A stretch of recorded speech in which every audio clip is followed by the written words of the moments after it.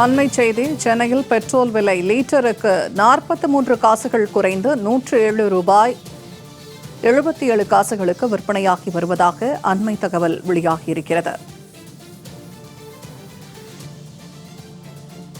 Diesel விலை லீட்டருக்கு 40 காசுகள் குறைந்து 1 லிட்டர் 99 ரூபாய் 55 காசுகளுக்கு விற்பனை செய்யப்படுவதாக தகவல் வெளியாகியிருக்கிறது. தொடர்ந்து உயர்ந்து வந்த பெட்ரோல் டீசல் விலை தற்போது சற்று குறைந்திருக்கிறது.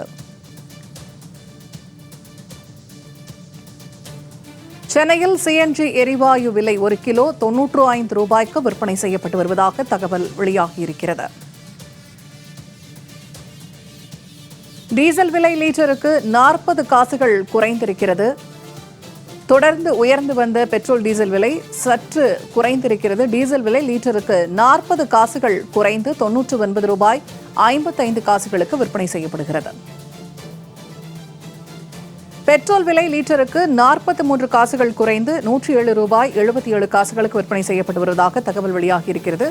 கூடுதல் தகவல்களை வழங்குகிறார் செய்தியாளர் லாவண்யா. லாவண்யா, இப்ப தொடர்ந்து உயர்ந்து வந்த பெட்ரோல் டீசல் விலை சற்று குறைந்ததாக தகவல் வெளியாகியிருக்கிறது. இது பற்றின விவரங்கள் என்ன? வணக்கம் பூர்ணிமா. பெட்ரோல் டீசல் விலை சற்று குறைந்து காணப்படுகிறது. சென்னையில் பெட்ரோல் விலை லிட்டருக்கு 43 காசுகள் குறைந்து 1 லிட்டர் பெட்ரோல் 107 ரூபாய் 77 காசுகளுக்கு விற்பனை செய்யப்படுகிறது. டீசல் விலையும் லிட்டருக்கு 40 காசுகள் குறைந்து 1 லிட்டர் 99 ரூபாய் 55 காசுகளாக நிர்ணயம் செய்யப்பட்டு விற்பனை செய்யப்பட்டு வருகிறது. சிஎன்ஜி கேஸ் விலை கிலோகிராம் 95 ரூபாயாக நிர்ணயம் செய்யப்பட்டு தற்பொழுது விற்பனை செய்யப்பட்டு வருகிறது.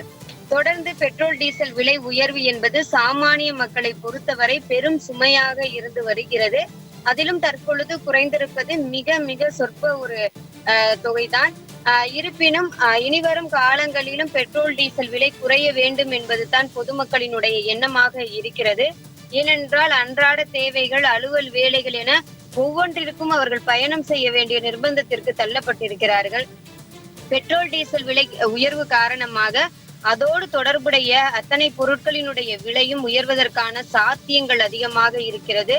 ஆகவே மத்திய மாநில அரசுகள் பெட்ரோல் டீசல் விலையை இன்னும் குறைக்க வேண்டும் என்பதுதான் பொதுமக்களினுடைய எண்ணமாக இருக்கிறது. பூர்ணிமா,